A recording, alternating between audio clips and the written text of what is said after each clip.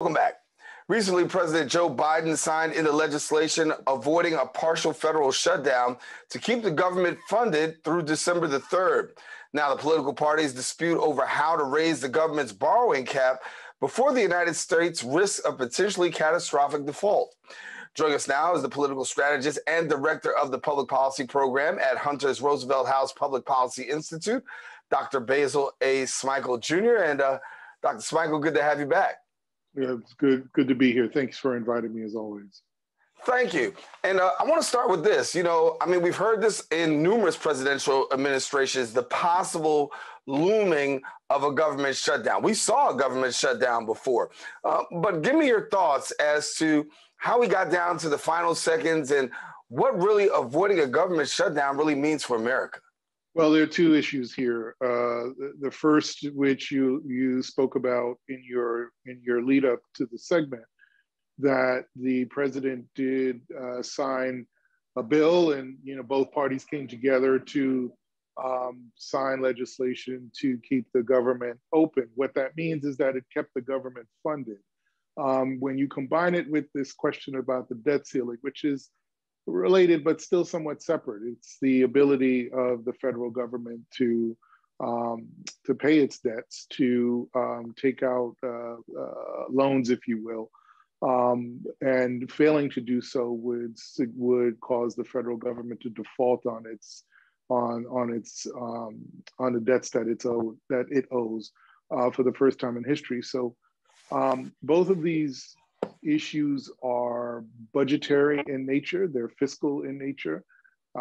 They are not artificial, but the truth is that they could be fairly easily solved. So this is really a tactic that both parties, but specifically Republicans over the last, I would say, 12 to 15 years has used to force some kind of budgetary or legislative benefit that they would accrue. So it focuses a lot on process. I think when the American people listen to the goings on, it just seems that both parties can't get their act together. But I do think it is a tactic that in this instance Republicans are using, hoping that Americans don't really understand the nuances of what's being done. And when you talk about that, obviously a lot of people are being adversely affected with a government shutdown. Talk to us about who are the direct recipients of a government shutdown. Well, when the government shuts down, that means federal workers don't get their money. Anybody that gets funding from federal programs won't get their money, and that does impact everything from nursing homes to schools to other types of other nonprofits. And it impacts everything. It impacts significant portions of our lives. So, and most certainly, it will get people lose their jobs or are furloughed. And so, it has a direct impact on our lives. It has a direct impact on our ability to do everything from commute to go to school. And so, you certainly don't want the government to shut down, nor do you want the government to default on its debts, because that means that we can't borrow against ourselves. We can't get support from other governments to the extent that we do. And it sends our credit, if you will, spiraling downward. But again, these are things that I think are used more as tactics and less about the gloom and doom that we think. It's happened before, that the government has shut down before, but these are things that are easily solved by good politics and compromise in DC. Now, there's some people on the other side who say, listen, you know what? The government shuts down. Hey, maybe that's a good thing. The government gets the opportunity to possibly save some money. Can you debunk that myth for us that this government shutdown also helps us to be able to save some money? Well, the thing is that just because the government shuts down doesn't mean they're not going to collect taxes. So you will still have to pay for government services. You will still get taxes taken out of your out of your check one way or another. The question is, what is it spent on, and who? And so just because the government isn't spending money, they're not going to stop taking money out your account. So that's one thing, you know, this is really a function of moving resources temporarily, and I do stress temporarily, from one area to another. If they're not paying you, they may end up paying you retrospectively, which would happen, because it's not like you're not if you're a federal worker, it's not like you're entitled to that money. It's not like you're not entitled to that money. Let me say, I mean, you have a job, you're supposed to get paid, but the government doesn't have the money to pay you. So, like anything else, they could either let you go, or furlough you, or you could just be a recipient of any pay retroactively. So we haven't gone down that road at this point. There are times in our history where the government has furloughed its workers, but they do bring them back. And it's tough on those workers, it's tough on those families. It becomes problematic for our economy, because that means people are not spending money. But don't think for a second that the government's not going to take money out your check when the time comes. Oh yeah, the money's coming out one way or the other. And as I told some people else the other day, I said, you know, if the government shuts down, don't you worry, because there is a thing called retroactive pay, and somehow or another, people do get their money one way or the other. Let me shift focus for a minute and talk a little bit about the debt ceiling. We continue to talk about the United States being the richest country, but then we also see ourselves as a highly indebted nation. Give us an update as to where we are about the debt ceiling and your thoughts. Well, we are at a crucial point because next week the government will hit its deadline, if you will, to extend the debt ceiling, meaning that there's generally this cap in terms of the amount of debt that we can take on as a government, and we should not surpass that, but we always surpass it. The federal government, unlike the state and local government, is the only entity that the government entity does not have to balance its budget. That's true, because you don't want the federal government having to balance a budget when we're at war, for example. They need to be able to spend as much money as they can to defend the nation, to support programs to get itself out of a depression or a recession, for example. So federal government doesn't have to balance its budget. Having said that, it does have to maintain certain standards in terms of the debts that it takes on and its ability to repay those debts. So it's not just a debt necessarily to other countries, although that is significant. It's also a debt to its bondholders, which could be American, it could be abroad. Anybody that the country is indebted to wants their money. And so if the federal government were to default on that, it hurts our credit rating. It hurts the faith that other countries have in securing bonds from us, in anything that we would promise in terms of support for loans or for any projects. And if you're selling bonds, for example, like the federal government does, whether it's to Americans or to folks abroad, it definitely would hurt the faith that any bondholder would have in our ability to pay. Again, this is not artificial because it's real, but it can be solved when the two parties come together, as opposed to using this ceiling as leverage to force some kind of other legislative policy. What's the best way? I mean, you know, from your perspective, how do we get out of this? Because anyone who knows that we've been in this for far too long. The numbers continue to rise. From your perspective, looking at the numbers, what would you see as a possible way of really us being able to reduce the debt ceiling? Well, the issue is that we could get out of it, or at least solve this problem in the short term, through a reconciliation, which can take place between the House and the Senate. Both Senator Schumer and Speaker Nancy Pelosi have said that this is not a good idea because it's not only a very cumbersome process, but it will take time, and we can solve this as they said, as I've said, that this can be solved very easily, very quickly, if both sides, but particularly the Republicans, actually come to the table and stop using it as a threat. The other issue is whether or not there is a sentiment among the American people that the government is taking on too much debt. The truth is, we can pay our debts as a nation. That really is not the issue that drives a lot of the decision making. It's pure politics, really. It's the decision and the preferences of the people in power that drive how money gets spent, how much it gets spent, and where it gets spent.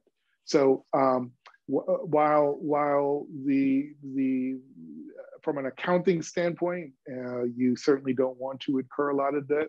From the average person, that makes a lot of sense. You don't want to pay. You don't want to have more liabilities than you do revenue coming in to be able to pay those bills. But the federal government can make that work. They can make that work by adjusting taxes. They make that work by cutting programs in many different ways. But it doesn't stop them from spending money on the things they want to spend money on. And that's really, from our point of view, where the rubber meets the road. Does this create a situation where the government, federal government, is not going to support the things that we care about?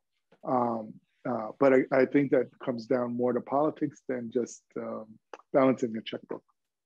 Politics is the word of the day, and that's what we're talking with Dr. Basil Smikle Jr., who's here with us, sharing a little bit about his perspective when it comes to the whole thing, when it comes to the debt ceiling, dealing also with the government shutdown. And now let's talk about that infrastructure plan. We know that President Biden has an infrastructure plan. Many have been waiting for a long time. This was supposed to come under the Trump administration, but we actually see more traction now with the infrastructure plan. What can you tell our viewers with regards to the infrastructure deal? Well, the infrastructure deal is something that is still being worked out, not just between Democrats and Republicans, but also within factions within the Democratic Party.